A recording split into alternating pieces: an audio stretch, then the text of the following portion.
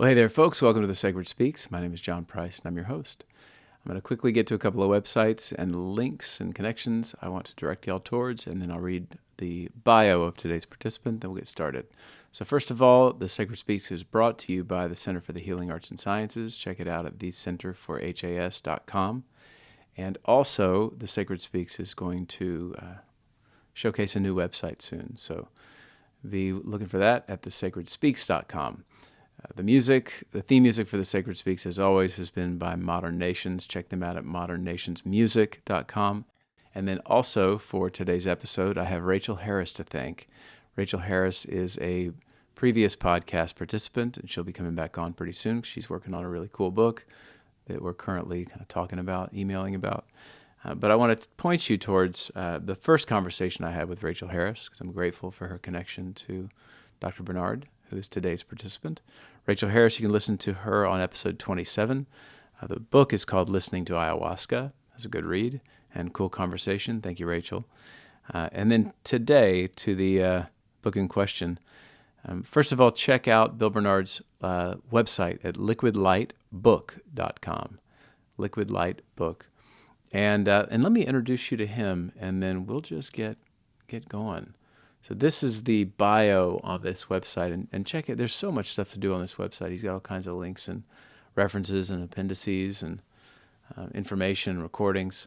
G. William Bill Barnard is a professor of religious studies as well as a university distinguished teaching professor at Southern Methodist University in Dallas, Texas.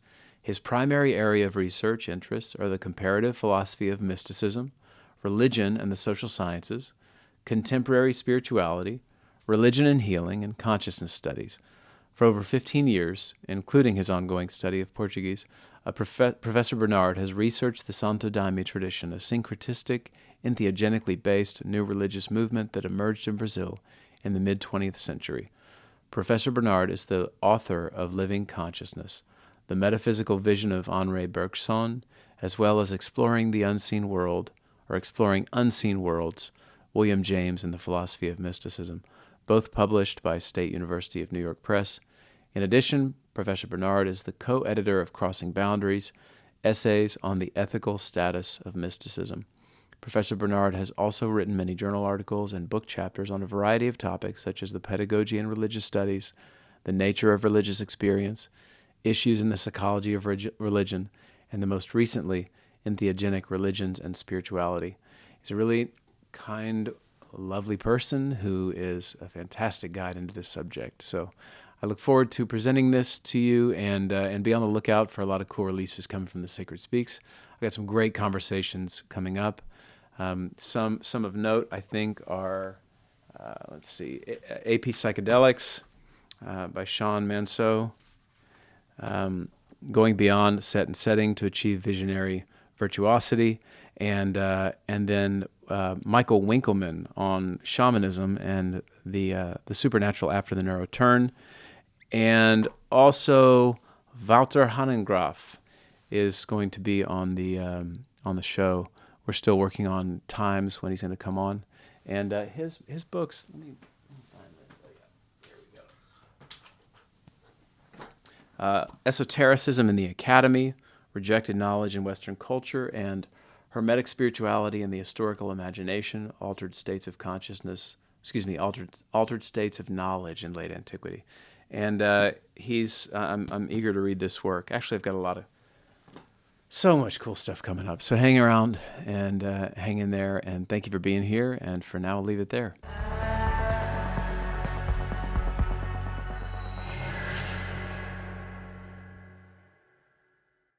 Bill, really good to see you. And we were chatting about, we have history because you and I spoke a number of years ago about your work with Bergson, and we never quite got to your work with James.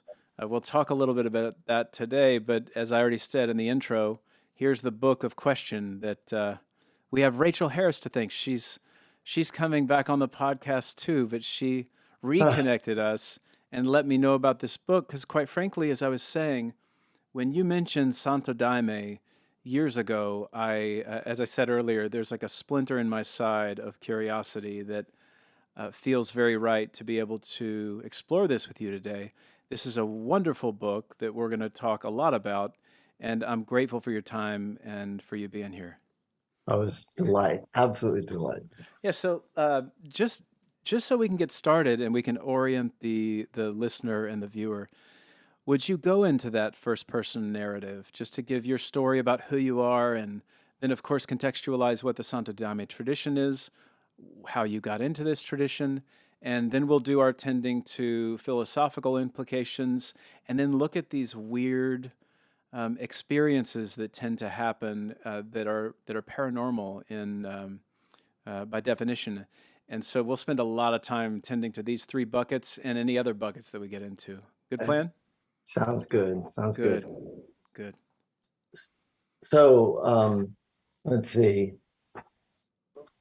Like with something like this, it's like I've been involved with the Santo Daime now for like 15 years, and I didn't originally start out to write a book. I originally started out because I had I had heard about the use of ayahuasca in its sort of the more native setting, the indigenous settings, and what they call the vegetalista settings, which are more mezzo, more combining the sort of the indigenous and sort of Catholic sort of things.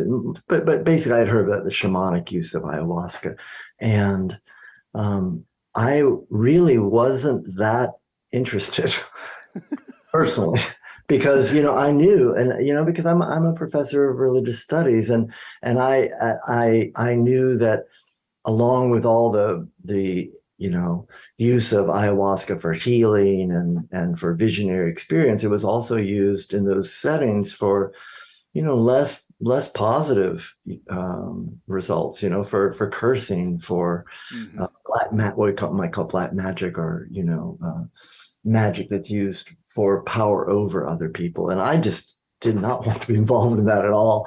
And Yeah. so it was like, so I was like on a retreat with my wife, and I was at a bookstore, and I happened upon this book called Forest of Visions, which is written by a man who's now a very long-term and beloved elder within the Santo Daime tradition. And I was going, and I said, "Oh my gosh!" As I started to look through it, I began to say, "Here's a group that's using ayahuasca for the purposes of self-transformation, for the purposes of spiritual awakening, for the purposes of helping to heal the planet and bring light and love into this world." And I said, "Oh, now that sounds fascinating. I would like to explore that." And so, I mean, just personal, I've just felt a personal call. And so I reached out to the man who wrote the preface for the book, which was a man named Jonathan Goldman, who runs at this point a church up in Ashland, Oregon, and said, "Well, hey, how can I go to Brazil and be part of this tradition and experience it?" And he said, "I can help you, but you might want to take baby steps first." Hmm. Wisest advice I've received, because I ended up not going to Brazil for like, I don't know, maybe 5 more years. And even when I got there, it was really rough. And by that time I had studied Portuguese for, at least 2 or 3 years. But what I ended up doing was doing like a 5-day Santo Daime workshop with him, and just in some little retreat space and in North Carolina. And we drank daime, which is the term within the Santo Daime for ayahuasca. It's from the Portuguese. It means give me. It's the imperative, like give me light, give me love, give me energy, give me freedom. Right. So it's part of a prayerful invocation, right? So we drank daime 3 times, and it was one of the most amazing, beautiful spiritual experiences I had. And so I started the book off because with the book, I want to sort of allow the reader to sort of have a type of vicarious immersion into what it feels like from within to be a daimista. And at this point, I was not a daimista. I was just someone interested in this, right? But at least to have a feeling of like what it feels like to be just this curious, open-minded person who's doing it for the first time, and having just really profound experiences with people who were just extremely loving and competent and capable. And so that was my intention. And I throughout the book, I wanted to, and I discuss it very, very much, I wanted to give people, let's say, how to put this, give people the opportunity to not just see the Santo Daime as a religious tradition from a distance, from looking at it from, which is all very fine. Lots of really wonderful academic works have been done on this tradition, especially in Portuguese, from that a more distance perspective, a perspective that talks about the economics and the politics and the legal issues and all these sort of things. And you gain a lot of information about this, but as I put in the book, it's almost like these people have never drank daime. And I know personally that most of them have a lot. And so it's sort of fascinating to see that there's such a prohibition within the academic world to talk about your own experiences firsthand from that sort of first person experience. And it just felt very important for me to challenge that. And just to say, yeah, for a sec. Yeah. Had you had experiences with entheogens or psychedelics previously? Really, the only experience I had was when I was a teenager. I took LSD twice. Yeah. And had amazing experiences. Yeah. Absolutely amazing experiences. I read something today that it was a quote on one of these like social media things. It was like, LSD is really interesting. I can have a profound conversation with the divine, or I can get totally lost in what's in my pocket. It's just like wild. And getting lost in the pocket could be a total experience. Yeah, that's right. So you had the kind of initiatory experience early on in your teenage years where you have this kind of experience of LSD, but then didn't do it for many years, and then you became a religious studies professor. Yeah, and part of that was also I was a disciple of Swami Muktananda I lived and traveled with him for like 8 years, and I was trained to be a monk, a sannyasin in that tradition for a long time, and that was sort of a part of that tradition was you gave up any any addictive substance, even though LSD is not addictive. Psychedelics are not addictive, and that's important to understand.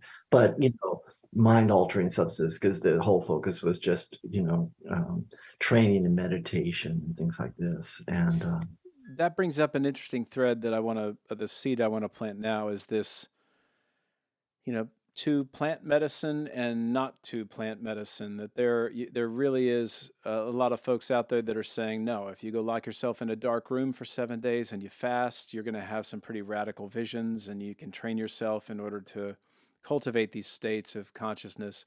But then there are others, of course, that are like, no, I mean, these take you to a place that you just can't get. yeah. Well, what is having done that, the work in this kind of Eastern philosophy, Yeah. what do you say to that? Like, what are the differences between not doing it and doing it? Yeah, I explore that some in the book because it's an interesting overlap for me. And it's because I can see the merits in both sides in essence, and I've worked to integrate them both within myself. And you can see, I've got a daime altar here. I've got my Eastern altars around me. I've in my life, it's a very much a work of integration of those two, because what I found, and I know we can talk more about this, is that one of the things I like about the Santo Daime tradition is that it's actually it's a spiritual path. It's not just an episodic thing you just sort of do. And even though, honestly, I have nothing. I mean, praise God for the renaissance of therapeutic uses and of psychedelics, and I'm honestly not even opposed to recreational use of psychedelics if it's done carefully, if it's done with consciousness and heart. And there have been plenty of people, myself included, who have had this and been amazing awakening experiences and experiences of like, oh my gosh. Now, I will say, within the meditative tradition I was trained in, I had some mystical experiences that were probably equally, if not even more profound than some of the experiences I've had over the years with the Santo Daime tradition, but much more infrequently and much more episodically. And so what I think is valuable is to, whether it's in a Eastern meditative tradition or whether it's in the Santo Daime, is to have a disciplined, ongoing, meditative, focused, contemplative, ecstatic, devotional, communal experience. An opportunity to really learn how to focus and concentrate the mind and how to open the heart. Right. So I don't have any, to me, I like both.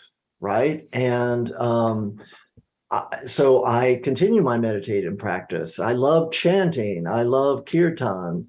And I love singing hymns within the Santo Daime tradition. And there is something really special about entheogens, though, and in particular ayahuasca or the because that's just what I know best. I'm not saying we're better than anyone else or anything like this at all.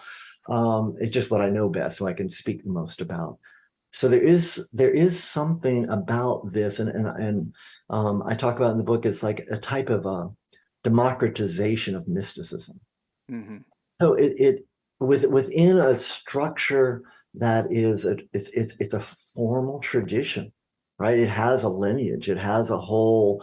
There's been a long learning curve that's happened within the Santo Daime of what works and what doesn't, and so you have this very sort of almost like ornate ritual structure. It's very disciplined and it's very focused and it's very methodical in a certain way, that allows a person with a lot of safety and security and because I know that's an issue for some people, and wisely so, to have that sort of setting be as optimal as possible for having profound connections with the divine, for opening the heart, for having explorations that might be visionary, profoundly visionary within. And yet, I will say also, I always tend to tack back and forth. I will say that some of the best Daimistas that I know have a yogic or meditative background.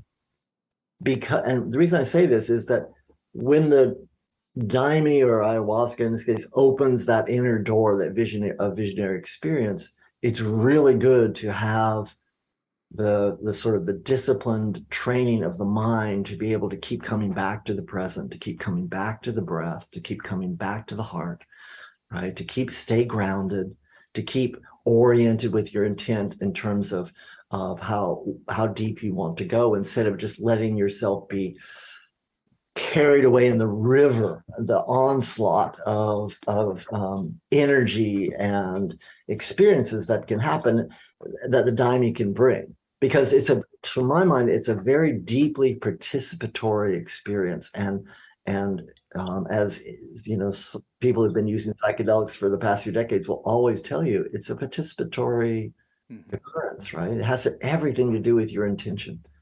Right. And so having that meditative focus really, really, to my mind at least, helps to sort of say, it's just like that. It's the Daime sort of seems to be like, we'll carry you where your mind wants to go and help you go there, but it's like, okay, I want to go towards God, or I want to go towards awakening, or I want to go towards my heart. To my mind, it's a helpful sort of like they, like, okay, yeah, let's go there. So, Do you feel like, because Brian Muraresku is really doing some wonderful work in this territory with this book called The Immortality Key, and I've spent a lot of conversations with him talking about these, what's happening in the current spaces of healing and psychedelics and religion. Um, but uh, but in reading the first portion of your book, I really felt that you spent time tending to this first person, third person perspective. And we know of a ton of people in the academy that had to write under pseudonyms in order to make sense of these radical experiences, whether kind of anomalous and paranormal events. Do you feel that there's like, why now? Why are you taking a risk by hanging your flag out there and saying that you're singing hymns and drinking ayahuasca in a religious tradition? um, I might have been taking a risk if I was a junior academic. Right. It's so sad, man. What the I fuck? know, right? I mean, it is. It's really sad, and it's really unnecessary because it's almost like, sort of like the only way you can be subtle and insightful and truthful is to pretend that you're not part of the tradition, right? What And what are we right. doing setting that up? It's almost like the model, which I completely challenge anyway, of sort of the objectivity of the physical sciences, Totally. is, is sort of like cannibalized the humanities. And What a statement. I mean, that's loaded with a lot of, I mean, I yeah. think it's true, actually. I mean, we could unpack that for a while. Yeah, that's But but I I mean, just my colleagues, they hired me knowing I was gonna be sort of their resident mystic anyway. And you're the weird dude. I'm not their weird dude, right? And so they're all cool, and my students get all tickled with it. And anyway, so but as long as I'm not um advocating anything, what I'm saying, you must do this or whatever, Well, then I mean, Bill, fine. you're not irreverent. Well, um, yeah, no, no, I had to pull that back a little bit. Yeah, Your irreverence is still respectful, I think, that's a good way to put because it. you honor the sacred aspects of Yeah. this. So, um, yeah, you're not going the Tim Leary route of let's put it in the water supply, but No. you are honoring the necessity to experience these experiences. When we talk about ecstatic experiences, it's valuable to understand what's the first person narrative. And I really respect the risk that you took, if it even wasn't a risk, because you've established tenure. You've got, your name on the wall and it's staying. Congratulations. Thank you. Yeah, and I, I just I felt very strongly that this is my time to just let it all hang out one way or the other, and for better for worse, and because I just wanted to just talk from my heart and Yeah. write from the as I wanted to write the book that I would want to read about this. Hmm. Basically, that was sort of my criteria, I think you did. Yeah. and to be sensitive to the different audiences. It's like, Right. so there are like three different audiences at least that I was trying to write for. I'm writing for my academic colleagues, so it had to be as thoughtful and rigorous as I could make it, which was beautiful. And then I was writing for my Daimista friends, right? Hmm. So I had to sort of say, okay, I want to have this book reflect. So when they read it, they say, this is a really good, accurate portrayal of what it feels like for me within the being a Daimista, right? While also carefully making some, I won't say some critiques of the tradition, but at least some challenging a little bit some of the issues that I've seen within the tradition itself, which I think is important. I mean, because I think the reader needs to know that I'm not just sort of like, some sort of I don't know, what people can have some sort of weird vision of like some Jim Jones cult member or something. Hmm. Just sort of like, it's not like this. People within the Daimyo are, typically very intelligent and very thoughtful. And there's a whole conversation going on about the tradition itself. And it's a living tradition that I feel needs to have some balancing, and which I talk about a lot of the book, the sense that respecting the tradition itself and also understanding that it's a living dynamic tradition, right? And so there's conversation aspects. I got the Dionysus, and then I've got just people that are interested in psychedelics, Yeah. period. Right. So Well, so, and I noted that to you earlier.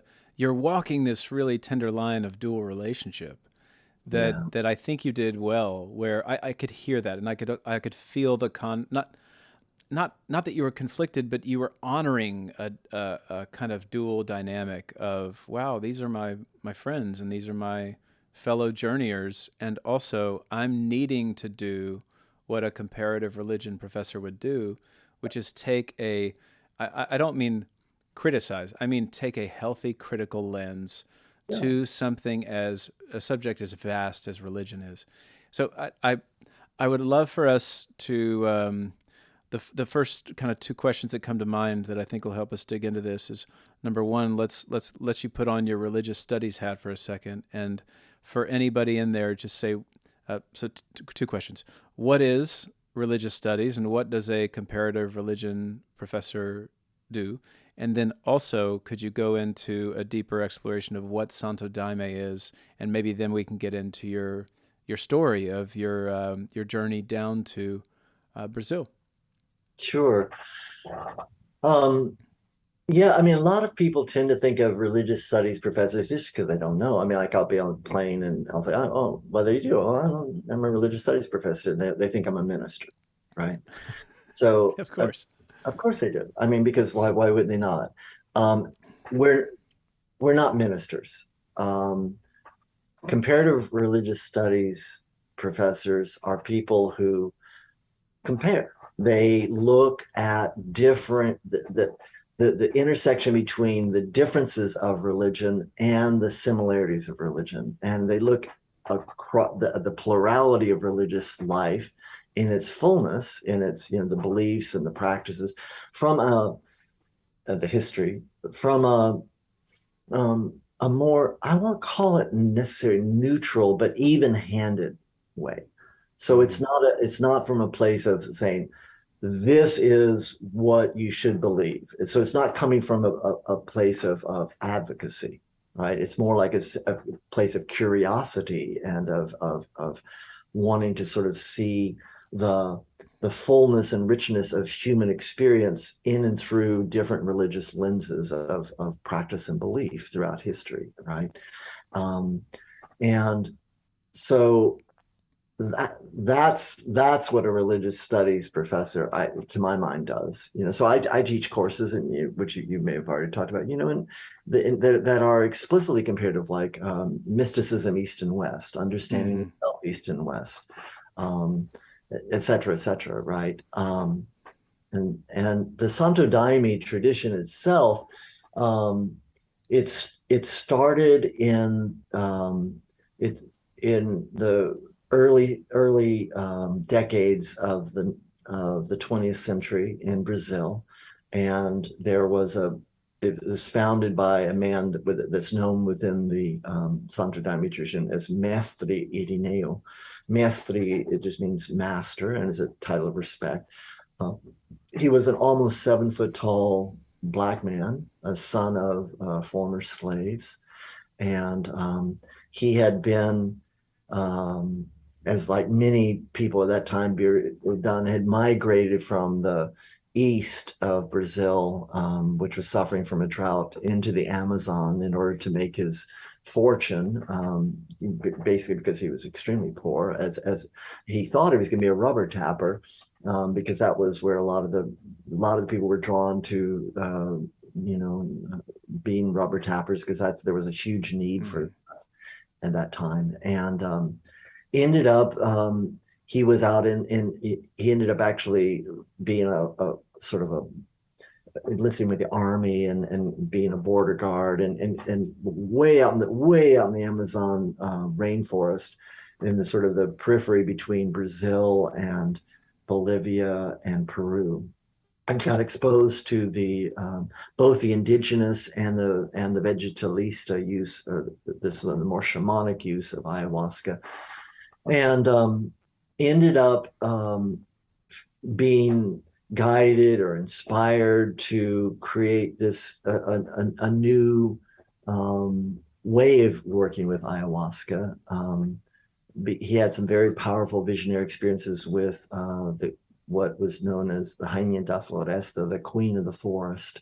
At that time, it was just it was not just, it was he hadn't quite made that connection. And he actually called this female figure, this visionary figure, Clara, which just means clarity.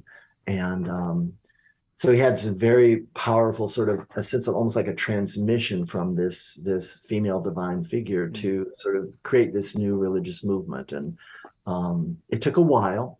The first actual formal works of the Santo, we call them works, the trabalhos in Portuguese, the rituals, the first sort of ritual experiences of the Santo Daime as a new religion really began in 1930. And then it gradually grew and changed and morphed. And you can think of it in some ways as like, and this is very Brazilian, it's like it's a syncretistic religion, meaning that it synthesizes elements from a wide variety of different religious lines, different lineages. So you have the indigenous use of ayahuasca. You also have Mestre Irineo was raised as a Catholic, sort of, so we have a type of folk Catholicism that's very profound. And so really, in some ways, you can think of the Santo Daime tradition as like a Christianization of ayahuasca. It's like and I know that sounds sort of odd, because and so when I talk to my students about this, I'm saying, yeah, no, if you're a Daimista, most Daimistas for sure think of themselves as Christian. They self-identify as Christian. And for them, within the Santo Daime tradition, drinking the daime is a genuine sacrament. It's understood as that the Christ consciousness itself has incarnated within this drink. And so that when you're drinking the daime, you are actually literally communing with the consciousness of the Christ and blending with it, communing with it. And so you have that Christian element. So a lot of, I'm sorry. Sorry to interrupt. Doesn't that, it just seems to me that what's happening right now with all these theories, I spoke with Carl Ruck and we're talking about what was happening at Eleusis. Talked to Brian Marescu. We're talking about what was going on pre-Christian, early communion. Yeah. Doesn't that kind of reconnect us with what was potentially happening back then in the first place with communion? I mean, I would like to hope so. Kind of makes sense. Yeah. I mean, because I tell you, it's like, it's so profound and beautiful and so sacred and holy. It's not symbolic, Yeah. it's a genuine sense of reverence when you're drinking the daime with that understanding. Uh-huh. And because for us within the Santo Daime tradition, there's a well, let me actually let me just finish up the different lines, the Sure. synchronous lines of it. So you have those two, and then you have this really interesting element in it, which is basically the West African religiosity, because a lot of the slaves that were brought over to Brazil, and there were just so many slaves in Brazil, carried with them that sort of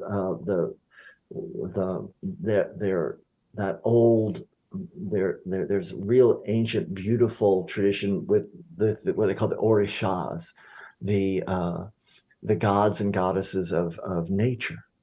So like Iemanjá, the queen of the sea, and Yansan, the goddess of the wind, and et cetera, right? And so you have that lineage, or that sort of streaming of religiosity that's also brought into the Santo Daime tradition.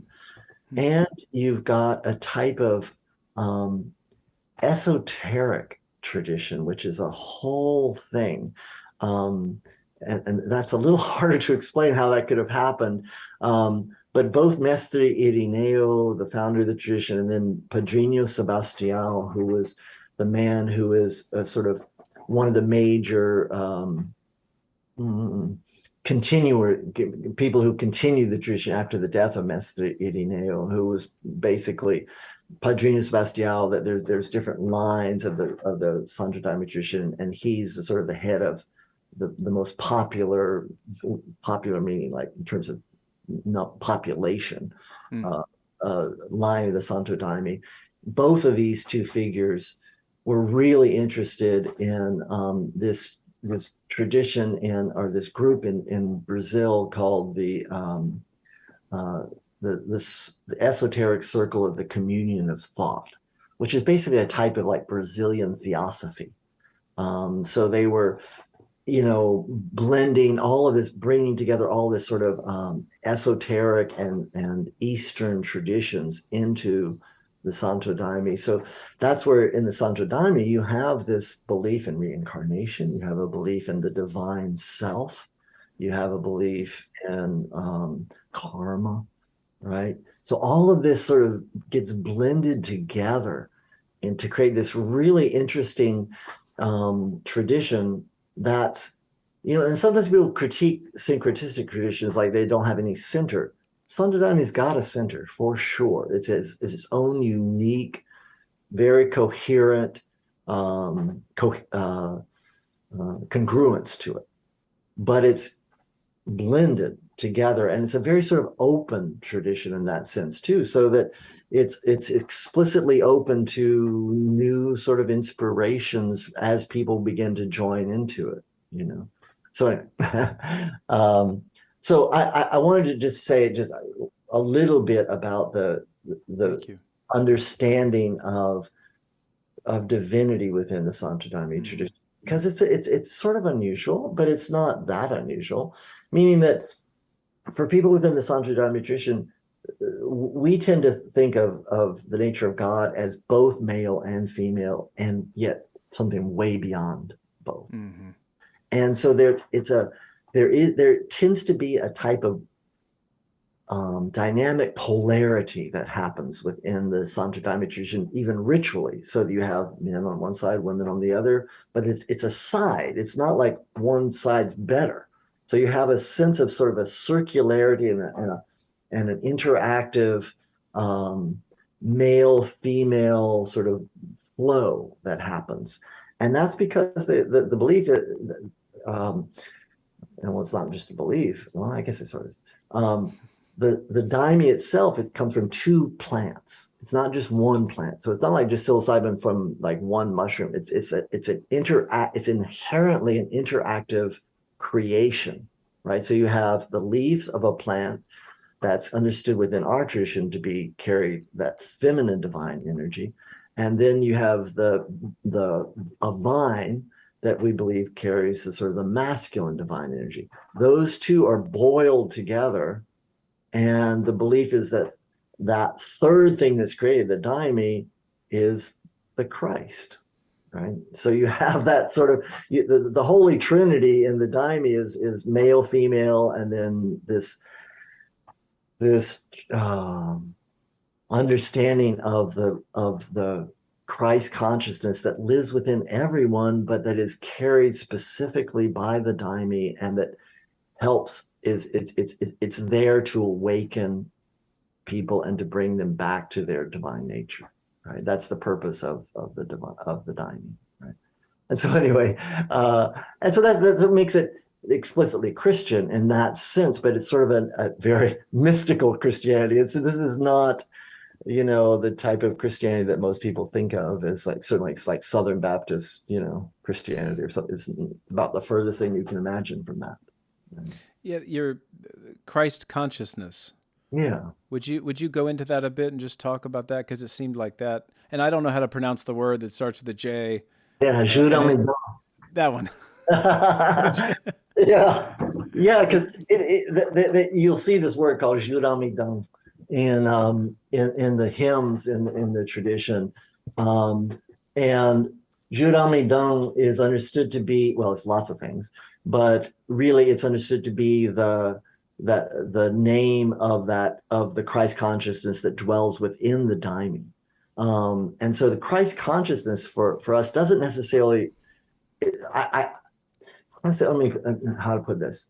Most daimistas are, haven't had a lot of theological training. They're just, they're very interested in singing hymns and drinking daime and living together harmoniously and working to open their hearts and all those sort of things, right?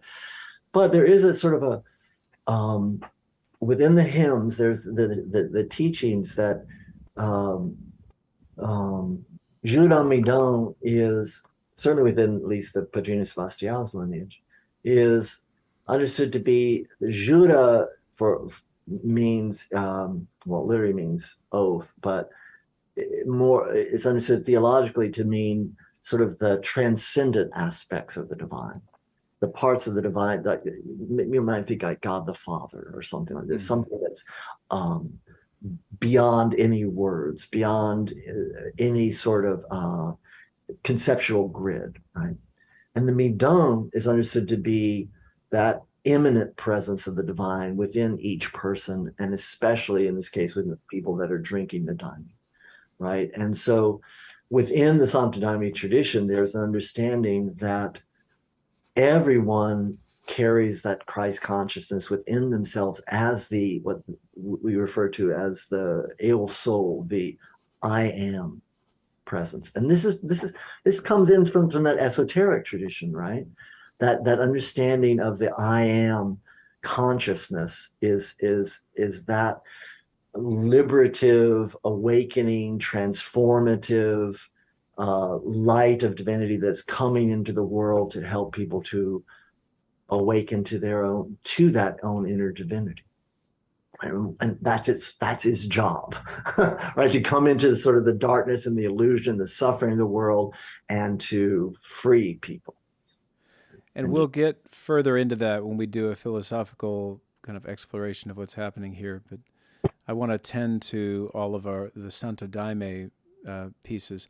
The other, I guess, one area of interest that I've got as I'm reading and of course talking to you is that you're participating in a new religious movement, and so you get to see the formation of religion, and ostensibly that happens all the time and has been happening throughout history. So I borrowed a little bit in the way I was thinking about this from Jung's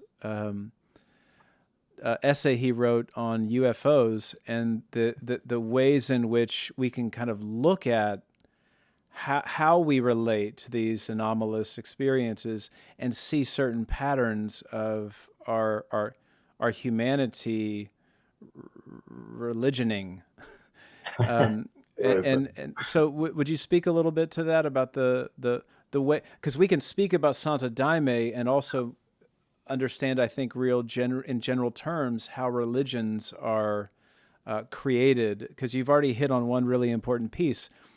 In your religious narrative, you have a central figure who goes into the wilderness and has some kind of a relationship with an other or a more, and gets a download, receives the information that is then able to be ritualized and reified in important ways.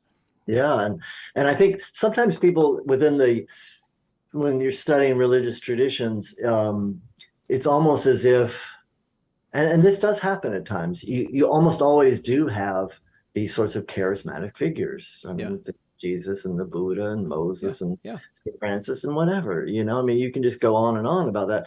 And then there is inevitably, and I would say a necessary institutionalization and a form structure that has to be created in order for that initial, Max Weber would call about that sort of initial charismatic revelatory experience to be able to be carried on in history, right? And to be more accessible to other people, to be transmitted through teachings, through ritual, et cetera, et cetera. And sometimes, and this does happen, of course, rituals become stultified, they become stagnant, they become, just they lose their juice, right? Stale. Yeah.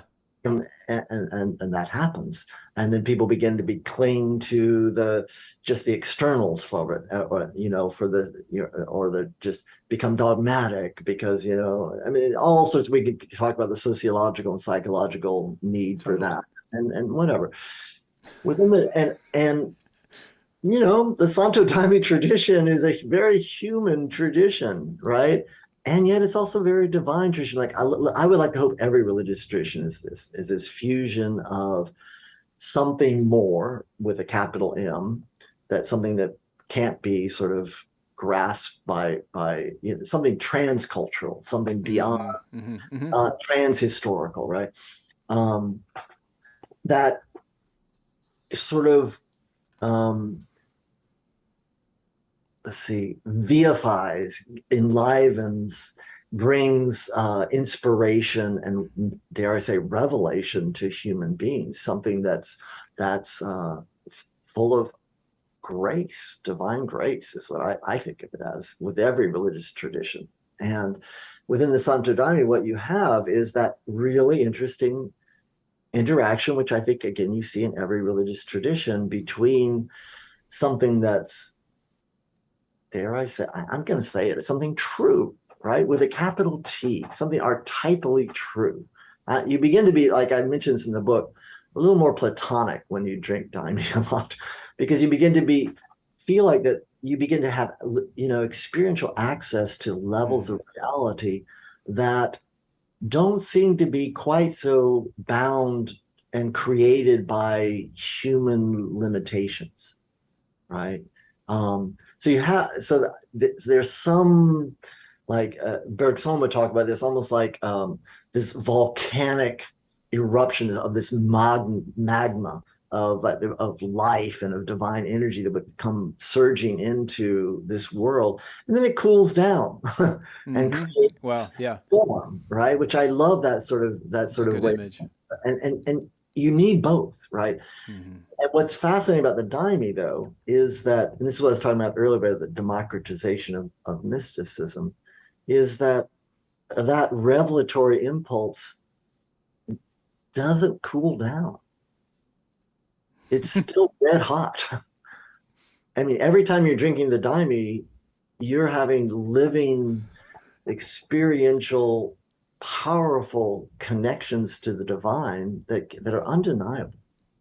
And so it's no longer just a matter of belief or a matter of social, ritual, communal, this is the way we do things, right? Which is a lot of what religion is, right? Yes. It's not just that, but it is that too, right? And so and I think it's importantly needs to be that. And so you get to see a tradition that, even like when Nestor Irineo was alive, he was continually tinkering with the ritual forms based on his inspiration and guidance from within, from his connection to these spiritual others, these beings, what for him, it would be the Divine Mother, it would be the Queen of the Forest, it would be a Lady of Conception. I mean, there's a very important divine feminine aspect in the Santo Daime that's really crucial. And so for him, it's like guidance, like, okay, so now we're going to start to dance, and now we're going to change the uniforms, and now we're going to start using musical instruments, and there's a continual influx of teachings that are coming from these revealed hymns. We haven't really talked about the role of the hymns in this tradition, but it's crucial. Well, two things that I think, because that sets us up for an important question that I've been waiting to inject here. You said you wrote in your book something I think is so important to note, and no offense to anybody here, but what I think you were getting at is you were noting the spiritual but not religious community, and how if you can go through this model of just selecting anything as it goes, you have nothing to push up against. Yeah. And there's nothing that pushes up against you. And Yeah. so as we're talking about hymns, I think that's a good point to talk about what you were saying earlier, because dogma is like a 4-letter word in a lot of communities, but it's not in Buddhism, for example. It's a path. It's a way, and so would you speak a little bit to that point? And I think you would even go so far, critique me if I need to be critiqued here, to say that having that dogma and not having everything that you would like or prefer is in fact necessary for a healthy religiosity or a healthy religious experience. So take that Yeah, moment. I just love your questions. I just have to take a moment here to just sort of say how much I'm enjoying this. Because Me it's too, so Bill. rare. It's so rare to be able to like talk about things that really matter with, and Thanks, in a man. deep way, and so just anyway. I love it. So thank you. Yeah, thank you. Anyway, uh yeah, this I came into the Daime as a spiritual but not religious person because I had already been part of a religious tradition with the Siddha Yoga with Swami Muktananda for years, and benefited tremendously from it. And I mean, with all the complexities of it, and even within that tradition, they were like, "Oh no, we're not a religion, really. We're just."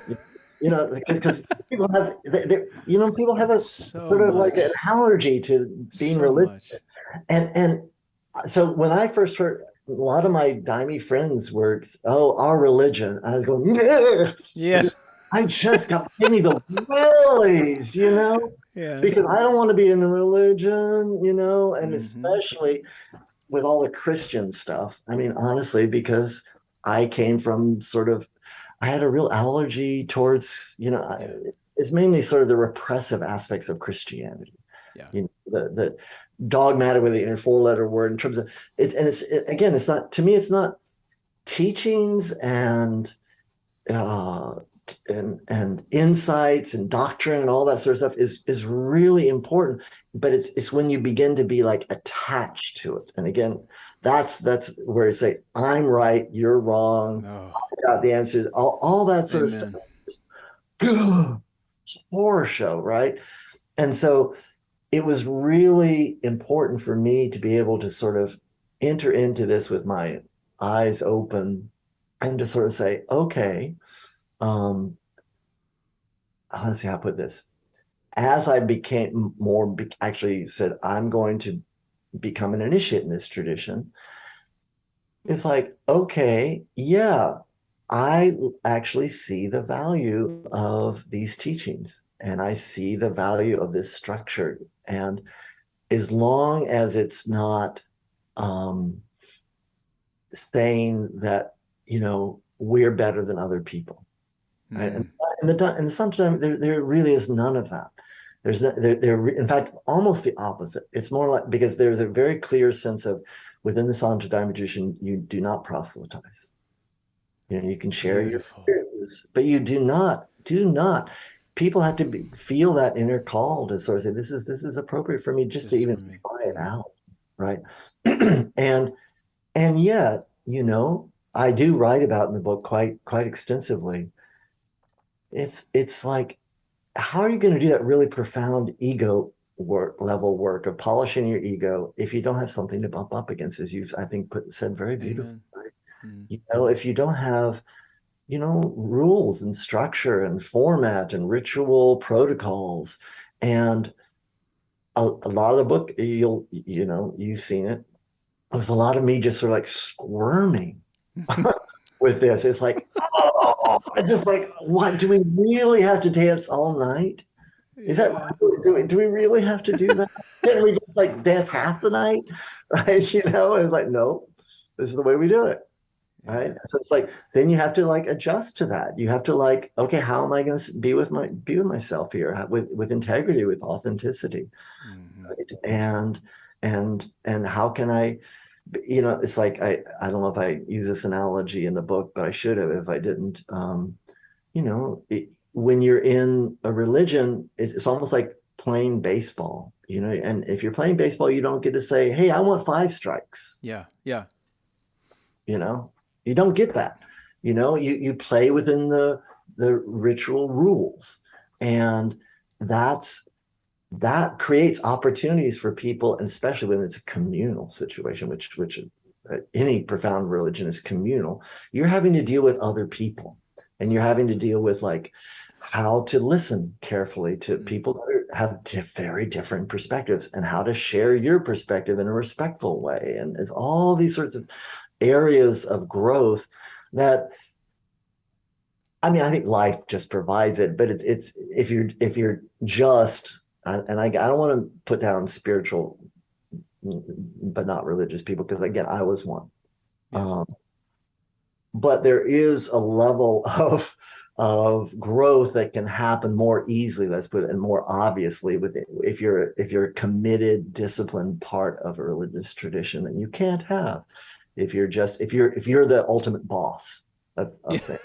Your ego's the boss. Yeah, Your that's ego's the boss, right. exactly right. And so I mean, there are parts of this tradition that still rub me a little wrong. Yeah.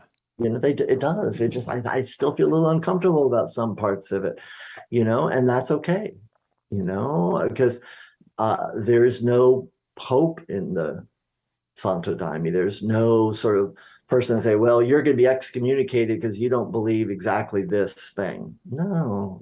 In fact, most Daimistas could, I don't want to say this too strongly, because I mean, Daimistas are very heterodox. There's all sorts of plurality and different perspectives. Mm-hmm. I think it's safe to say that most Daimistas the focus of most Daimistas is not on doctrinal purity.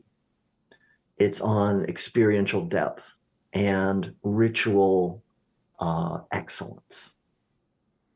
I think that would be the focus, right? And so you can have really living discussions and animated discussions about like, what are the teachings of the Santo Daime? And in some ways, this book is like a type of once dimension of the book is it's a type of theology of the Santo Daime. Mm-hmm. It's a theological exploration of it. And that I don't think there is another book like that, because most Daimistas aren't that interested in theology. And they really aren't, but as I talk about it, if you start getting conversations with them, then I was sort of pleasantly surprised to find out that, well, hey, yeah, I think they actually are sort of interested in like, so what does this hymn mean when it says this and this and this? Right. Well, and will you speak to that for a moment, what the hymns are? And I'm also curious about what a ceremony or what the work looks like. And then I want to jump into some of the philosophical stuff. Sure, And, sure, and, sure. and I also feel this thread of your experience in Brazil, because I think that one really significant aspect of the Santo Daime tradition are these structures that were built for the preparation of the daime.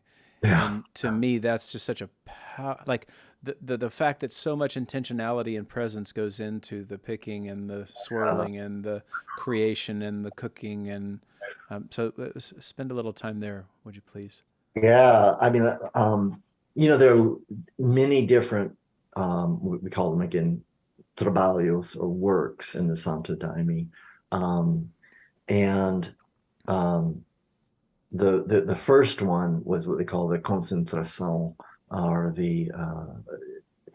that really means like a meditation work. So that work has a lot of space for going within and long periods of internal, quiet, meditative experience, with lots of singing of hymns and communal saying of prayers. Right? You're going to always have prayers and always have hymns in the Santo Daime. But this one, so the concentração adds that space of maybe like, typical concentration work might have 2 hours of silent meditation, with everyone together, right? So you have a lot of time to go within and to really let the daime carry you with it. Beautiful. So you got that. Then you also have what they call the inarios or the bailados, the dancing works, and that's where you have you sing and dance the whole inario, the hymn collection of one elder.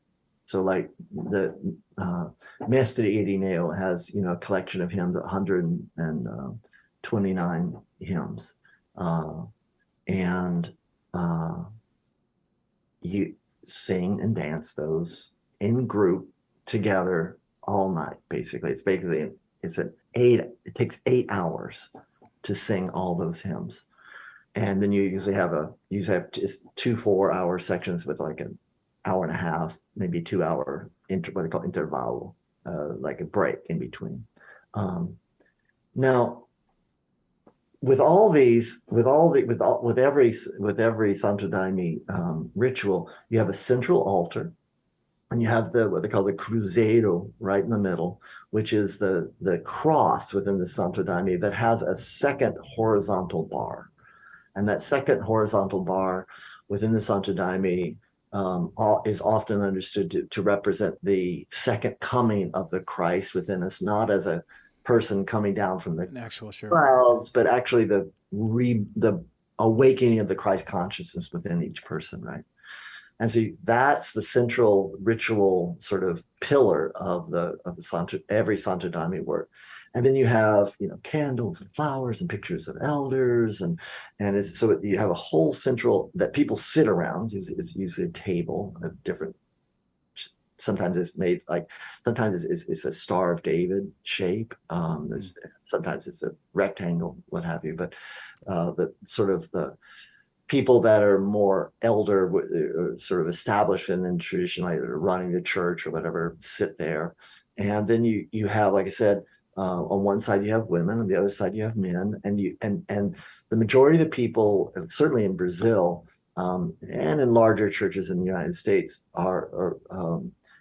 they are what they call fardados. They are people who are wearing the uniform. It literally means uniform people. So there is actually for the people that are committed, disciplined initiates within the tradition, there are different types of uniforms that you wear that just sort of create a sense of harmony, a sense of like belonging, right? And formality, a sense of seriousness, of purpose.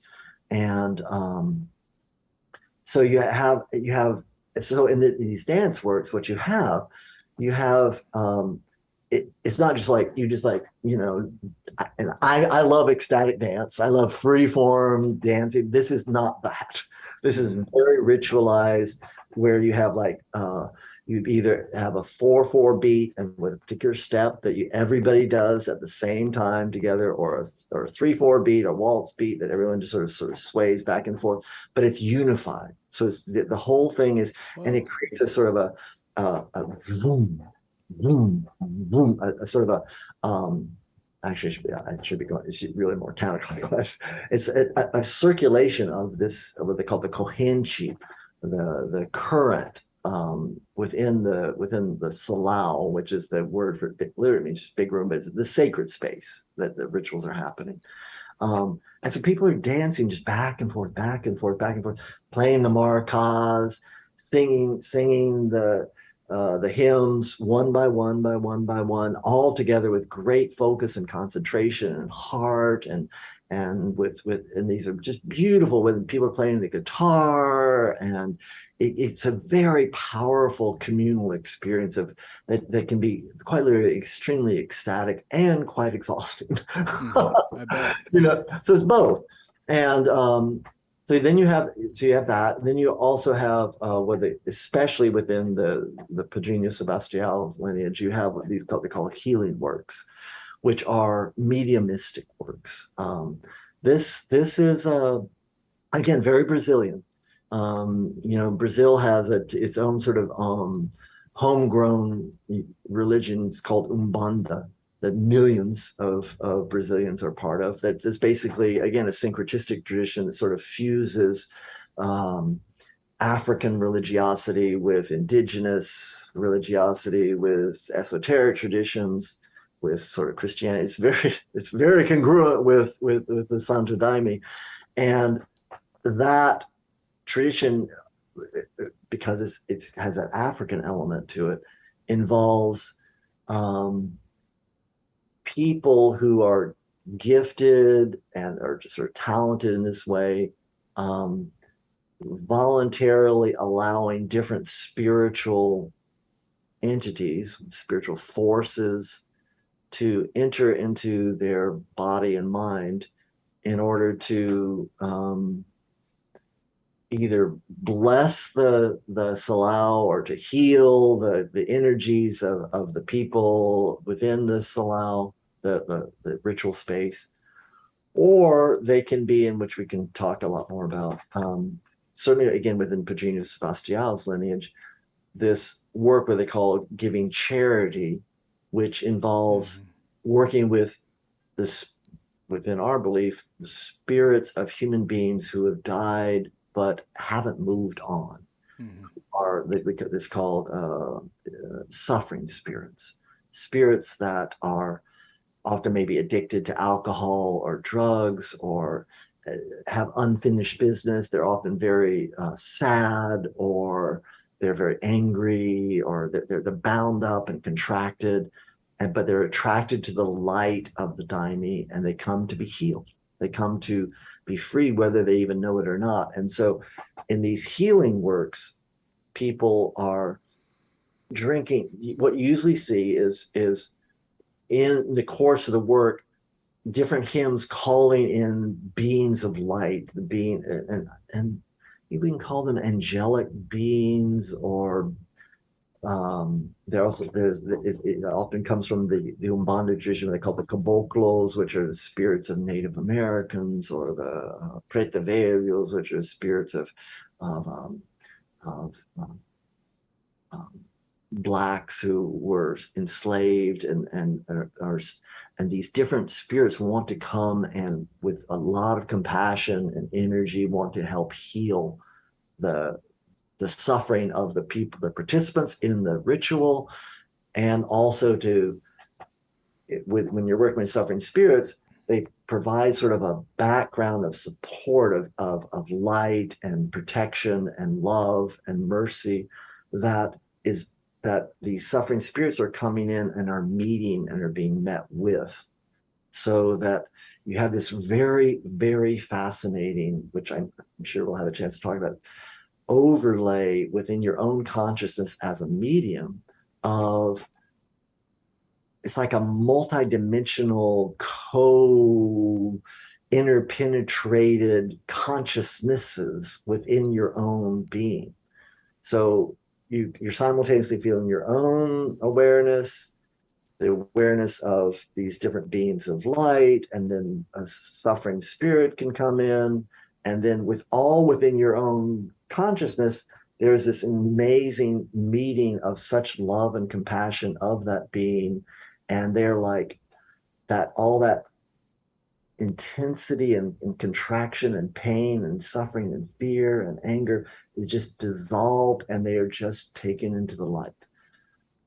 And it's some of the most beautiful, moving experiences I've ever had.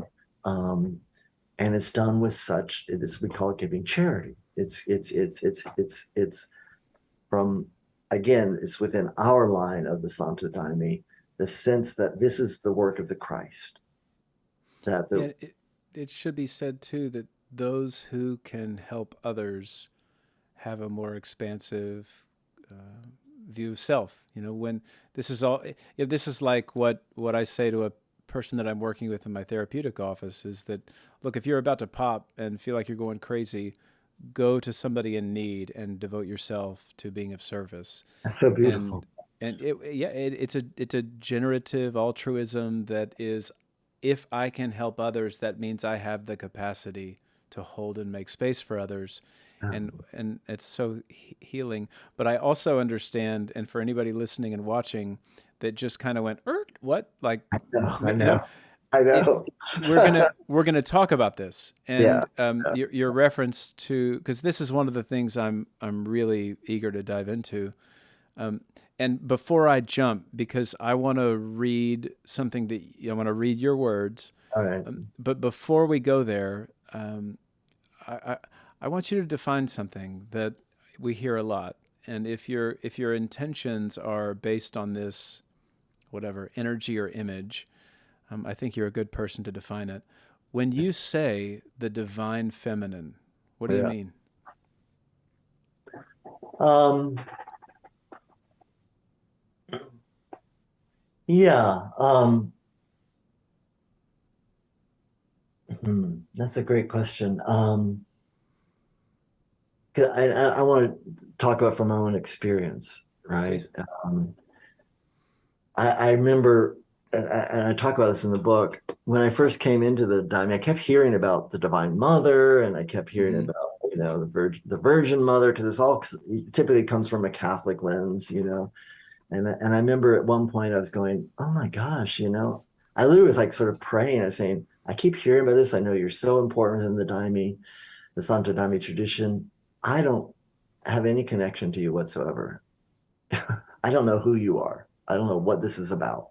Right. And that's when I actually received my first hymn was, and it was called Come Down Virgin Mother, and it was like, it was all about, it literally felt like she was coming in through the hymn and giving me an experience of who she was. Right. And so from my experience or my sense of the Divine Mother within the Santo Daime, it's the experience of the divine as very tender, very soft, very gentle, very warm, very compassionate, very merciful, um, and it feels motherly. Mm-hmm. Dare I say that, right? That sort of the archetypal sense of what you would want the best mother in the world to feel like. Like you're just being held in absolutely Yeah. unconditional love, right? That to me is what it feels like. Now, I mentioned this. I've had lots of experience of the divine, like what they call the Shakti within the my prior sort of meditative tradition, right? We talk a lot about the Kundalini and the Mm. Shakti and all these goddesses within the yogic tradition. That's another whole other side of what I would call the divine feminine as well, which is, so it's that's a different, that's it's full of energy and life and also ferocity and force and because the Shakti means literally force, energy, right? I think that's also part of the divine feminine. I think that there's a multitude or plurality of expressions of what that how that can appear. And but within the Daime, it tends to be more, it's sort of like what I was talking about earlier. I don't know. That's Yeah. close I The can get to it, Well, and no, I think that, and what tends to happen in this space and has happened historically is there's a kind of Freudian reduction that happens, and given given our evolutionary history and our psychodynamic histories, our early autobiographical experiences of the need to be mothered. yeah, Because I'm an attachment guy. I study attachment theory, and if we don't get primarily healthy mothering, yeah, we're pretty fucked. And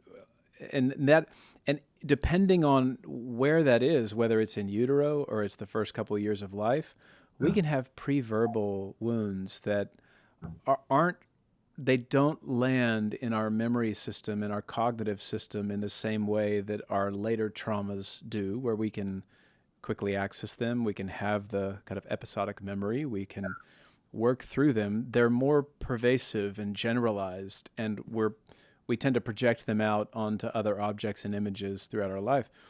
But I'm kind of that tradition that's like, so what? Like, I don't care how you define it.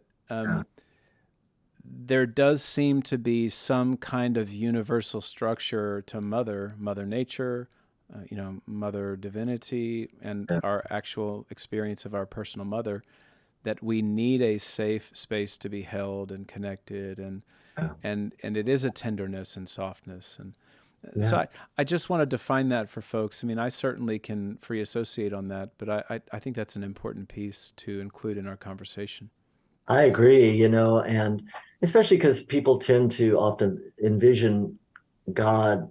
I mean, certainly in the Christian tradition, it's all male pronouns, Sure. right? The Lord and even when you talk about Abba or the Father, it's more about Jesus using that term more, and is more loving and stuff. It's still male, and there's a different sort of quality to it that's it tends to be overlaid, and maybe with all the wounding of the patriarchy and things like that have gone throughout history. And so it's to me, it feels really important to have that sort of balance. And the recognition that it's beyond, the divine is beyond any human language. Totally. Yeah, and we'll get to that. But I do think, as we move here into our more philosophically based part of our conversation, I do think that in a lot of traditions, one would say that consciousness itself, the conscious awareness, the nature of our awareness is kind of a masculine energy, where the ground of our being is a kind of feminine essence. And I know that's a typical trope, but it does make sense on some level, however misunderstood or misinterpreted this has been, that the light has its masculine dimensions, but the totality of experience is that holding space that takes on a certain feminine energy. At least we project the feminine onto that. We know that it's not inherently feminine. We see things in the dual masculine, feminine. So I mean, that I mean, yeah, and it's fascinating to me to hear this because I'm a tantric, and also sure. within my own sort of philosophical background, and in the tantric tradition, it's very much dual, Yeah. dual, non-dual. Meaning that a two-ness that's a oneness. Totally. And so that you have that sense of that interaction between, and it's fascinating because within the tantric tradition, they tend to think of the energy, that which is dynamic, as more feminine, because which is creative. It's that which is the creative aspect of the mother giving birth to experience, to life, to this world. Sort of birthing forth this experience right here and now, and then they tend to think of actually that sort of backdrop, that silent, still presence of life, is more masculine. I love this shit. Steady, that which is not changing, that which is always present. Interesting. So anyway, they're just well, but it's we not to go off too far, but we were bordering on the sexual metaphor there, where you think about, there's an egg and then the masculine inseminates. There's a kind of it's so we could. No, that's fascinating. Regardless of how we define that, I think the one thing that we can really see is the two, the one, and the two. The 1 to 2 and the 3. Hey. I actually have a hymn that talks about that. It's a, that I am the 1, I am the 2, I am the 3, and I am far beyond. Something like this. I butchered the lyrics, but it's something. Good hymn. Yeah. Well, Bill, why don't we take a bladder break, and then I'm going to do some reading, and we'll dive into intellectual, philosophical stuff. Okay, so we're talking about kind of tracking this. The philosophical interpretations, and I want to be mindful of time, and then just I'm glad we tended to the mediumship piece, because I want to talk about the ontological differences of kind of ego and other.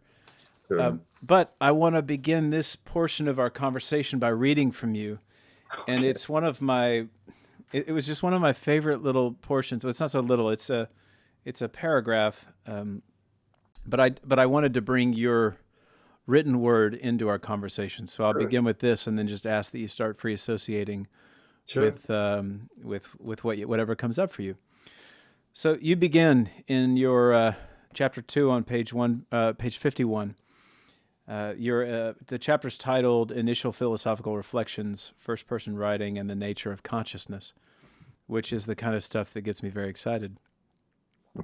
You say, "I would suggest that this sort of first-person exploration is crucial to any adequate knowledge of what psychedelics have to offer. And in fact, first-person exploration, ideally an exploration that is rooted in a subtle and profound philosophical foundation, and also as phenomenologically nuanced as possible, investigating with as much precision as possible the intricacies of what appears to our consciousness, is crucial to any adequate exploration of consciousness in and itself. Because it has to be said, examining consciousness is not like examining objects in the external world. Human beings throughout our time on this planet and in all cultures have primarily and, it appears, increasingly had to focus our attention almost exclusively on what was going on in the external world simply to survive. So evolutionarily, biologically, it makes sense that we are, as it were, hardwired to look outside ourselves, and that we believe that this realm of experience is what truly counts, what truly matters. Notice the high value that is given even linguistically to what is quantifiable and physical. Human beings, biologically and certainly culturally, are primed to figure out and therefore utilize material objects that are assumed, at least tacitly, to possess clear-cut boundaries and to have specific locations in space, objects that can, therefore, be weighed, measured, and quantified, objects that are assumed, at least by most intellectuals of the modern era, to be constituted underneath it all by mathematically calculatable, mechanically interactions of infinitesimally small particles and patterns of energy, and these particles and energy patterns are in turn assumed to be completely insentient. That is, really smart people take for granted that these particles and streamings of energy lack even the slightest degree of consciousness." Thank you for that. Yay! I know it was a long one, folks. Thanks for hanging in.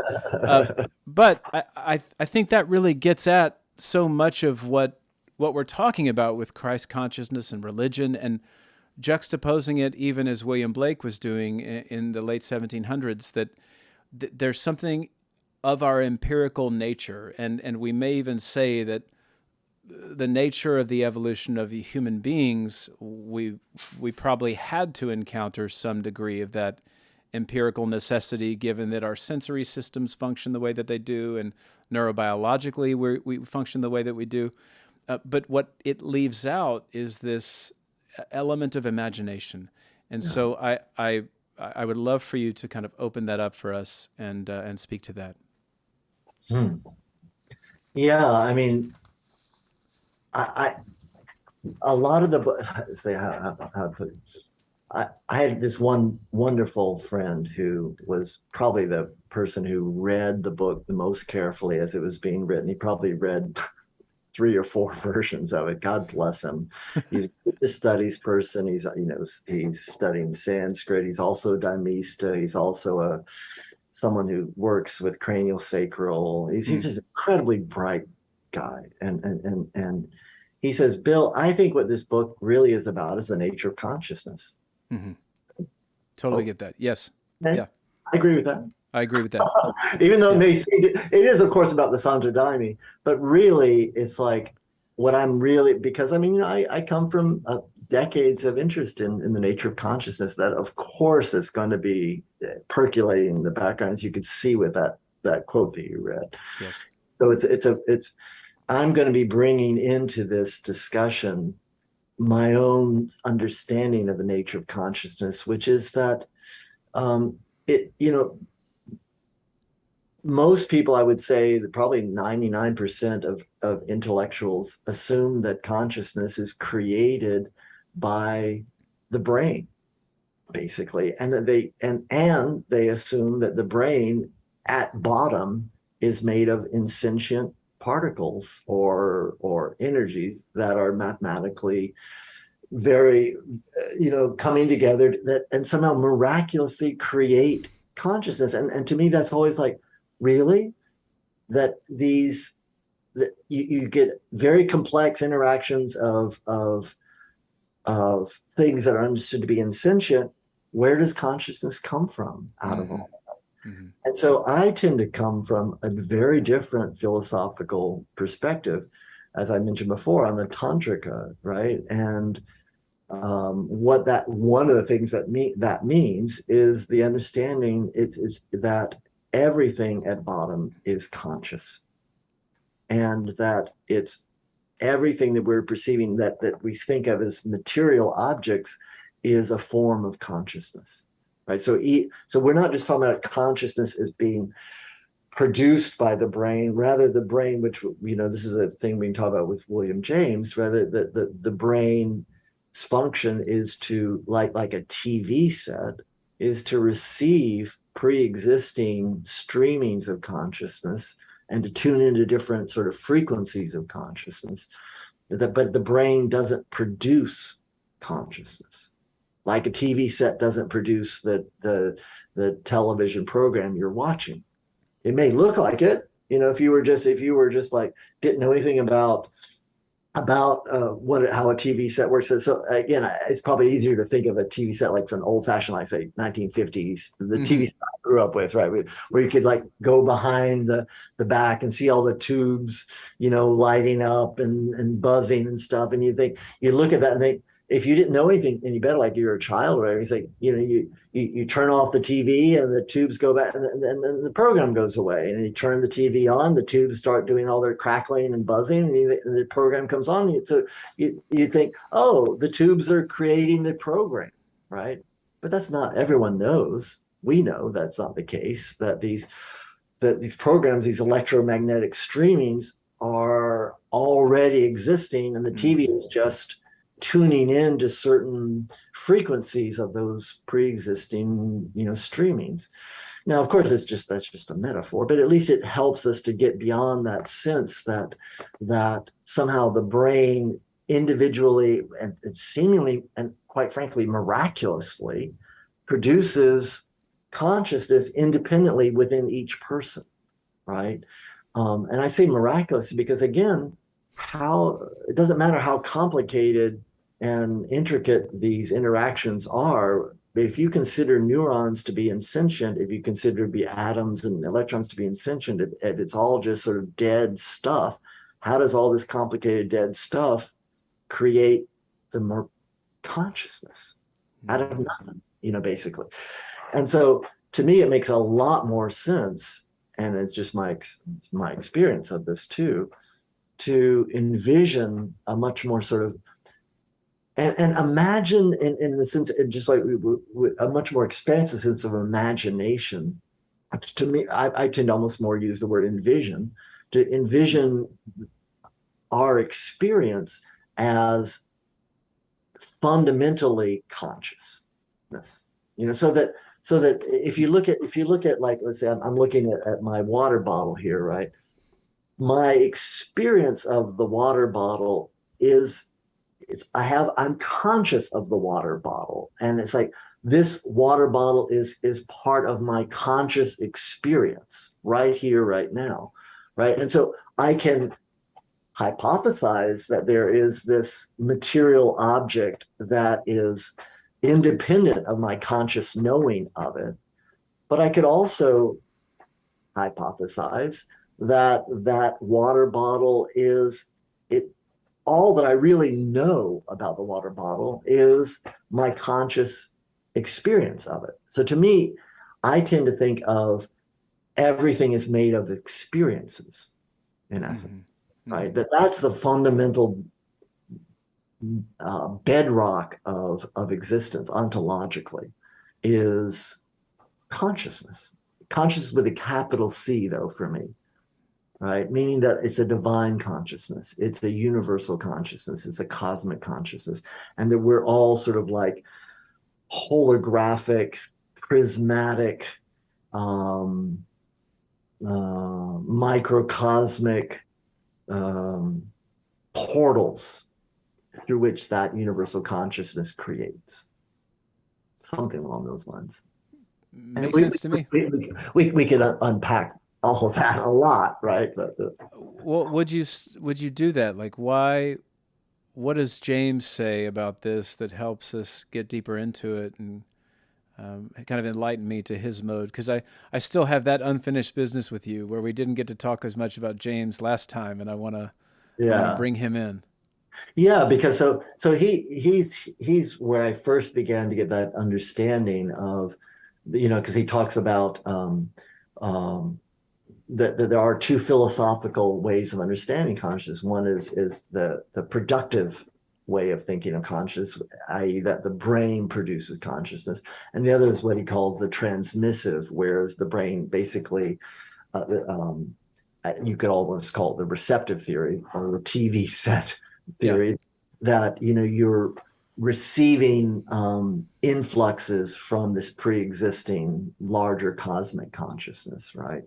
And so I use James in the book a lot, um, first to establish that sort of model, and then to begin to talk about how to, understand these visionary or visionary slash mystical experiences you can have within the Santo Daime tradition, because he talks about that every moment of experience, just quotidian, just everyday normal experience for his perspective, is a fusion of two different types of what he calls knowledge. One is knowledge by acquaintance, and then knowledge about. And knowledge by acquaintance is immediate, direct, sensory-like experience. So that's like, I again can look at this water bottle and say my sensory experience of the water bottle is it's purple. And it's like I'm seeing purple. Anyone with well functioning, sense organs, with well functioning eyes can see this is a purple water bottle. But you notice I'm saying purple and I'm saying water bottle. That's knowledge about. That's Hmm. basically linguistic knowledge that interprets, that analyzes, that categorizes, that compares and contrasts. That it's knowledge that we get through our culture primarily, right? So we have a whole understanding of what a water bottle means, right? And so, so for instance, I remember this movie I saw many decades ago. It's called The Gods Must Be Crazy, Oh, yeah. and I don't know if you see, like, you've seen it too, right? Great film. It's a great film, right? Very funny. And one of the things in the film is they have this guy, these people up in a airplane, little, just a small airplane, and somehow a Coke bottle drops from the airplane onto the Kalahari Desert, and this indigenous person within the desert sees this happening and looks at the Coke bottle. Now, he's going to have the same knowledge by acquaintance that we would of that Coke bottle. He's going to see the same shape, the same colors. When he picks it up, it's going to feel the same. All those things, all the sense data is going to be the same. But he has no understanding of Coke, no understanding of what a bottle would be. For him, it's like this thing is fallen from the sky. It's a gift from the gods, right? And so he's going to have a different overlay of the knowledge about onto that experience, right? So, and so James is going to say that every experience is an interactive fusion of these two radically different types of knowledge, right? And so, what and this is, I'm drawing upon this from a previous work I did with James about the nature of mystical and visionary experiences, that this can also be a lens from which we can look at those types of experiences and begin to sort of say, yeah, there's a quality of experience that is, let me back up a bit. There are certain theories within religious studies about mystical experiences that will claim that mystical experiences are nothing but productions of our expectations that we've gained through our culture, through our religious training, through our scriptural study. That basically all mystical experiences are complicated creations of knowledge about, basically, Mm-hmm. you know, and it's incredibly important understanding within religious studies.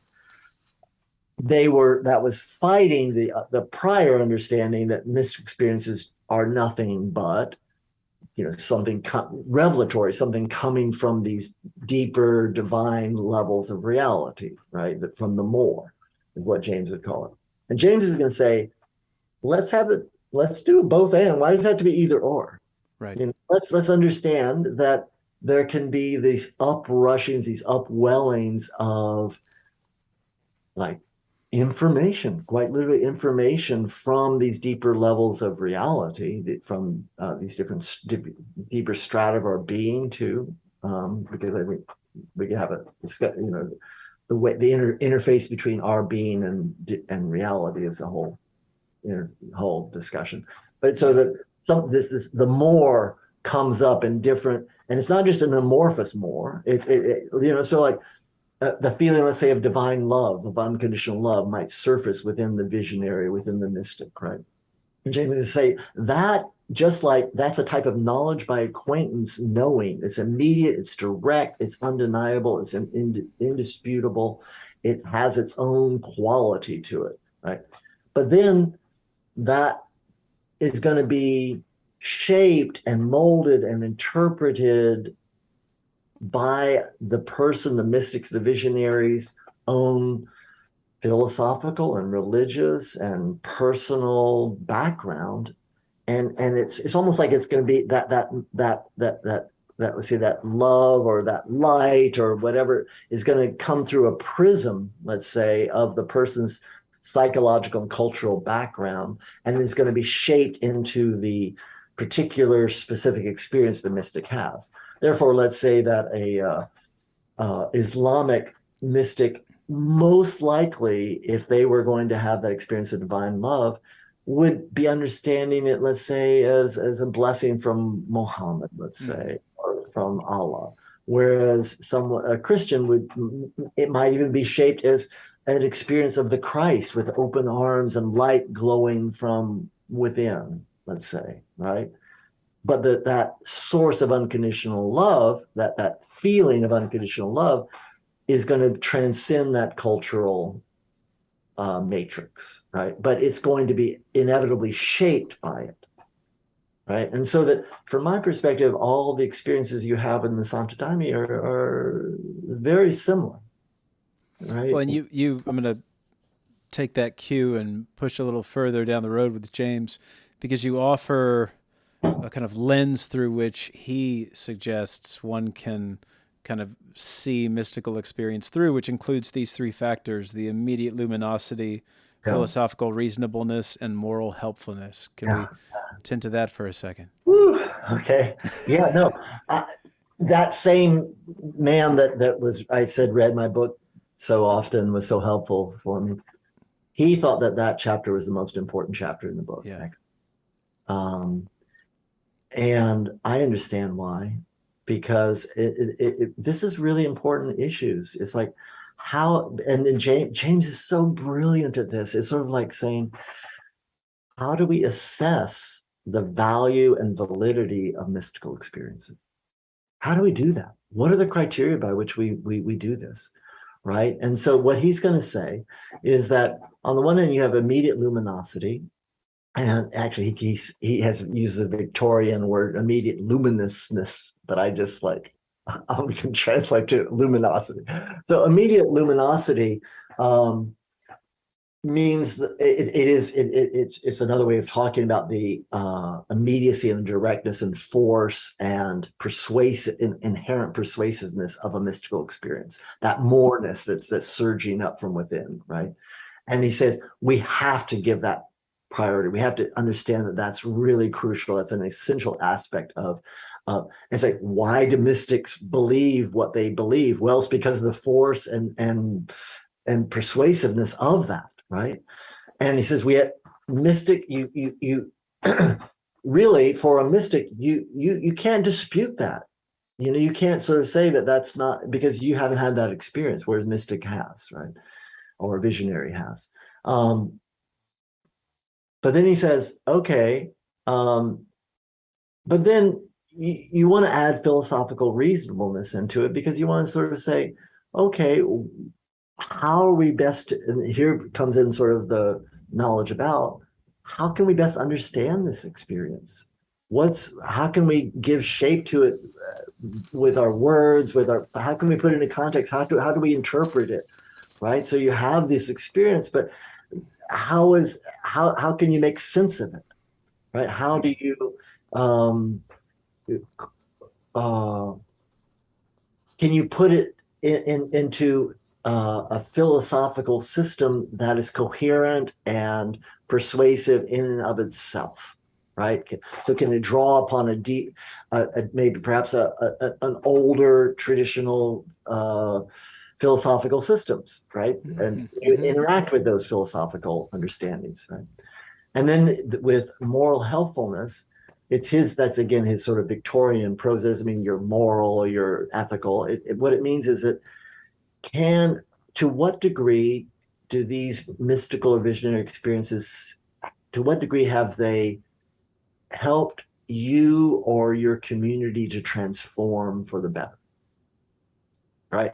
And again, he's very careful. He says, for the long haul, and on the whole and over the long haul, which means like, because it's like, you have many experiences of mystics throughout history, who when they first are like, they can be like gripped by such force by these divine revelations that they become almost like incapacitated. Yeah. These people that are just like dazed with how much has hit them, right? And so they say, well, they don't seem to be very. They seem to have gotten worse. They can't even cook in the kitchen anymore. Where's right? the social value of this, Right, man? exactly, right. And so you have to like look at at the on the long haul. Does the mystic become a better person, right?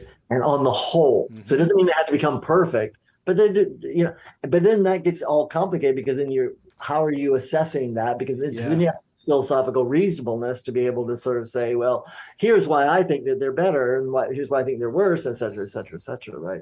And so what I try to do is sort of say, yeah, let's within the Santo Daime tradition, let's just sort of look at like, are we becoming better people, and why do we want to keep doing this if it's not to become better human beings and not to become better, more loving, more kind, more clear, more patient, and is it working or not? Well, Right. it brings up the question that people, I don't know, I've talked with a number of people that are really surprised to learn that there are pretty amoral communities that use psychedelics. Oh yeah. And you mentioned earlier kind of black magic, like Yeah. when you look at the kind of diagnostic criterion, if we could say that, of a typical shamanic approach, you look at kind of removal of these darts because an individual has kind of taken in or introjected these projections or whatever we want to say, or magic, they've taken in the black magic of somebody else. And so the shaman is working to kind of extract, it's like an exorcism process. Would you speak for a moment about the moral dimensions of psychedelics and maybe some of your concerns about the use of these substances? Yeah, no, it's a really important question. I definitely address it in the book, because again, it comes back to what my reluctance initially to be involved with ayahuasca, because I knew of this whole potential. I mean, because in the indigenous tradition, it's not like the shaman is just exercising and pulling out these spirit darts. Maybe the shaman's also sending spirit darts back in retaliation to the other community. So it's sort of like, is the shaman a shaman, or is he a sorcerer? Yeah. Well, or she, it can be both.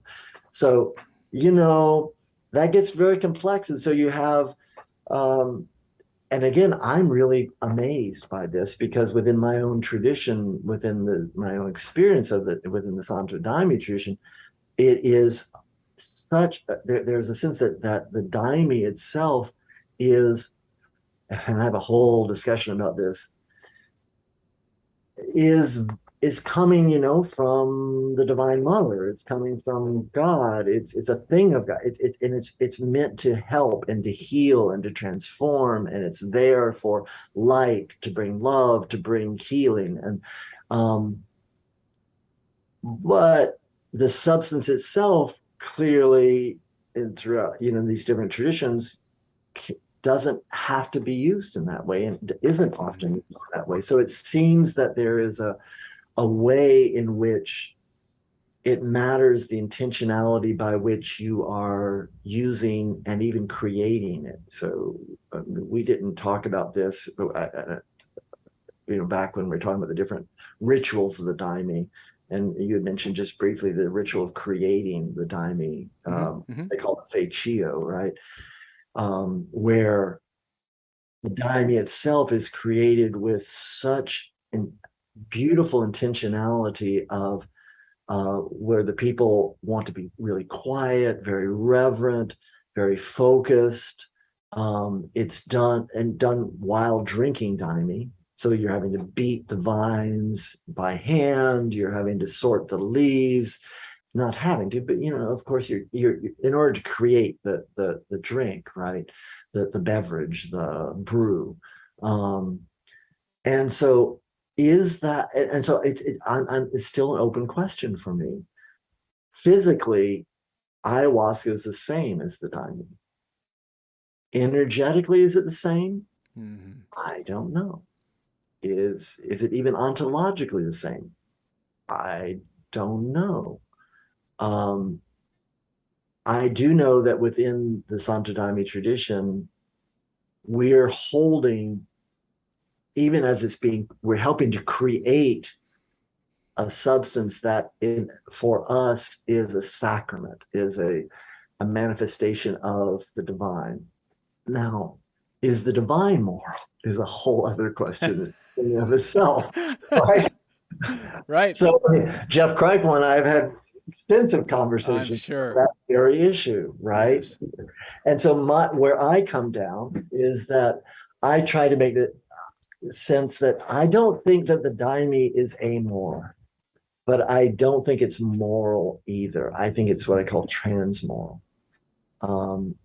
And there may be to some extent in which it is moral too, depends upon. So, okay, it's complicated. Again, I think one of the most difficult chapters I had to write was like, what is the Daime? Yeah.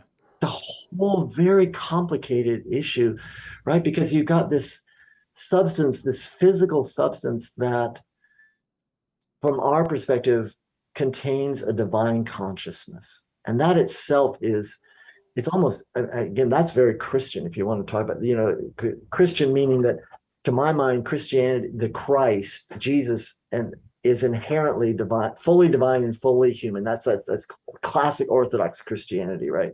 Yeah. And so the Daime, fully physical, fully divine at the same time, from our perspective, right? And so if you've got a chemical substance that you can be analyzed, and yet is that consciousness within the Daime the same as the consciousnesses within ayahuasca?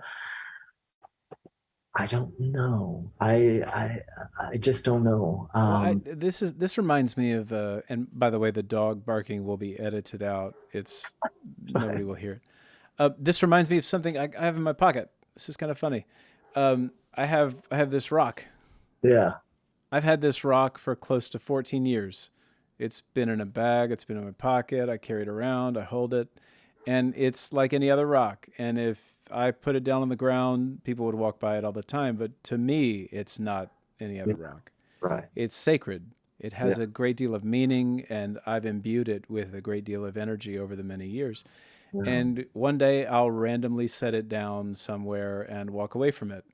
But I think, I mean, that's maybe a very small in scale image of what we're talking about here, is that when you pull something out of the mundane and you attend to it and you love it and you bring intentionality to it, it becomes something other. And that's how we differentiate the sacred and profane. And so to learn about the way that you all tend to this sacramental substance with so much intentionality from the outset, Oh yeah. I don't know, but Um, maybe there's some weird, mysterious, like psychodynamic, projective aspect of this that, because the quote set and setting is such, it inherently sets it up as a yeah. different structure than if it weren't. Other than that, and Bill, hang on for a second. I got to text somebody because I'm late, and I want to be late because I'd prefer to hang out with you for a second. Okay. To me, that really meant a lot to differentiate. I don't know the way that ayahuasca is typically prepared, but it does seem like if you have an organized religious tradition that builds structures Yeah. in the ways in which you all have, that's certainly attractive. And Um, I would want that kind of care with a sacramental substance yeah. in any tradition of which I was a part. And I find it very beautiful. And so I want to leave you plenty of time, but we need to start closing out. And Sure. the one thing that I want to say is that um, we've left a lot on the table here that we haven't been able to attend to in our conversation. And Yeah. so anybody who's watching or listening, I hope what you do with that is get this book, Liquid Light. It's reversed, but and get more into it, because really, Bill, you've covered so much depth in Yeah. so many different ways that I'm all three of those readers. I am a practitioner. I am a researcher and an explorer of consciousness from both an academic and personal perspective. And I'm interested in the subject of psychedelics. Yeah. And I'm interested in this renaissance that we're in, where 2 years, I just read today, 2 years from today, the government is looking at sending the green light for universal therapeutic uses of psychedelics. Ooh, thank God. I know. That's amazing, right? I'm I feel so blessed that to be sort of part of that to whatever degree I can, just help people see the beauty and the potential beauty, at least, of working with these substances and the potential therapeutic, potential transformative value of these things. And I mean, the book really, in some ways, I mean, there's so many things that it's doing, but in some ways, it's really focused on like something that isn't talked about a lot, which is basically how these substances can be an integral part of a very profound and transformative spiritual path, Yeah. right? And as a religion, and that's Mm. that. And I want to, because people tend to think of it, as either recreational or now more just, and that's air quoted there, therapeutic. I Therapy. mean, Yeah. therapeutic is incredibly important, but most people aren't aware of how profoundly beautiful and transformative it can be within the context of an intentional, carefully um, thought through and reverently received religious tradition. Well said. So anyway. So, two questions. One, is there anything else? I know there's a ton, but anything else as you think about our conversation that you want to note? And also, where would you like to send people? How can they find you and the work that you're doing? Um, the one part that we really didn't get a chance to dive into, and I just want to note it, Mm. is a whole. I mean, probably a third of the book is about mediumship, and I it's know, about and I feel that. I'm like, it's yeah, all about the ontological questions of these beings that you contact and their, the participatory nature of that and how much. And so you can imagine how James might approach something like the otherness and the sameness of these beings and the interactive nature of that. And I just want to mention that that's a lot of what the book is about, and trying to really think that through from an experiential standpoint. Um, and So that's just one, just to sort of Agreed. Yes. I and guess I keep rationalizing it, saying, okay, like we can leave some creativity on the table and people can go and read the book because it was yeah, such an important set. I wanted to say portion, but it was such a large swath of the book. It's such an important question to answer. I think psychotherapeutically, because I do things like tell people to name or ask people to name a part of their personality to kind of create these distinct yeah, personality structures that are different than their kind of core identity or the core ideas of the way that they relate to themselves. And you're in this process that you're in the Santo Daime tradition. That's an actualized experiential component where you're working with entities and elements of existence that are experienced as outside of oneself, which is yeah, powerful stuff, no matter how you exactly. understand it. Without a doubt, and that there and it's happening within us, and so it's Yeah, part of our psyche. So it's this really interesting interaction between self and other, and different degrees of selfness and different degrees of otherness, and it's just rivetingly fascinating agreed. within myself to have experienced that, and then to be able to have how to sort of put some words around that, and the physicality of that whole process too. And so there is a certain way in which the daime is uh, it moves the body, and so there's a way in which it's not just all mental. There's a way in which we haven't really talked about, but it's very visceral, and the body counts for a lot, which I think is really important. But anyway, that's a whole other thing. And if people were interested also, I think one thing which I really want to mention is that in tandem with the book, I worked really hard with some really brilliant people to create a website that is I'm really proud of. It's they can find it liquidlightbook.com, Great. and it gives a right away a 20% discount if you to buy the book from Columbia University Press, but also gives a lot of, yeah, I have something there called Psychedelics 101, Santo Daime 101, which is basically sort of just the basics of what you need to know about the Santo Daime, about what I think anyone knowing what interested in psychedelics should know, just to start off, just to give a foundation. It has a extensive biographies of Mestre Irineo, and soon, hopefully, Padrino Sebastião. So the historical unfoldment of the Daime. It also has recordings and lyrics of my hymns, which I want to give people at least a taste of sort of the beauty and the profundity of these hymns, and I can at least share my own hymns, and then hopefully they can. I'm going to have links to where you can hear other more traditional Santo Daime hymns and things like Wow. this. What So an it's undertaking that site must have been.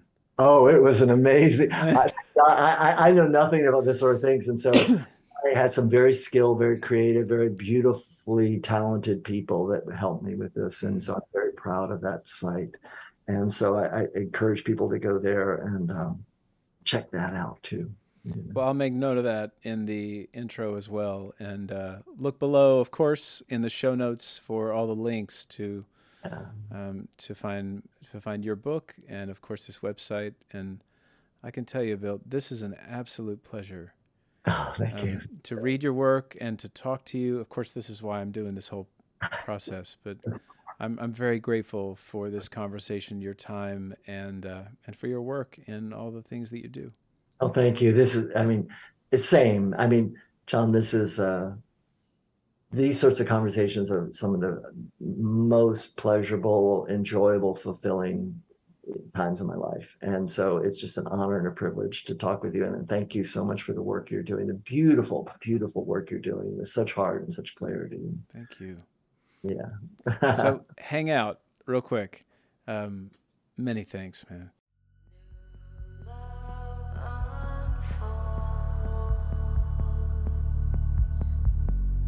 Control.